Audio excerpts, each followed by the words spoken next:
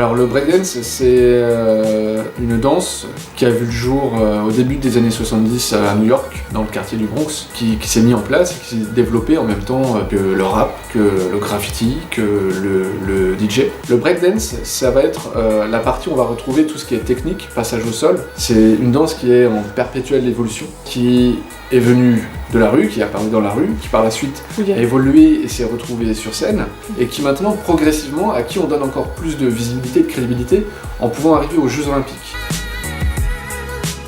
C'est déjà, d'une part, une très grande reconnaissance pour le breakdance, d'arriver jusqu'aux JO. Moi, je suis quand même favorable, honnêtement, à l'arrivée du breakdance aux Jeux Olympiques, à condition donc vraiment de ne pas dénaturer cette danse. Il faut faire attention. Pour ma part, en tout cas, le breakdance n'est pas un sport. C'est de la danse, avant tout. Et, en même temps, de par les prouesses physiques et techniques que ça demande, on a aussi quand même une part athlétique. Dans le milieu hip-hop, en ce moment, c'est vrai que ça fait vraiment polémique. Et on peut dire que c'est divisé en deux, entre ceux qui sont pour et ceux qui sont contre.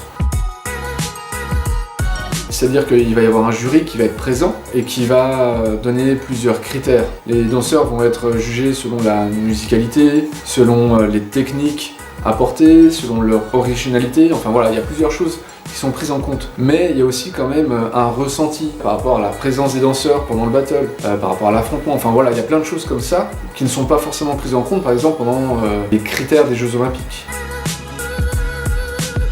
La nation phare représentatrice, là où tout est venu, là où tout est apparu au niveau du hip-hop, ça reste les États-Unis. Après, en termes de compétition, les Français, on se débrouille plutôt bien, comme la Corée du Sud, le Japon, la Russie également, mais on a de très bons danseurs en France. Donc je pense que oui, non, franchement, en termes de breakdance sur les JO, la France, avec une bonne préparation, je pense qu'on a quand même toutes nos chances.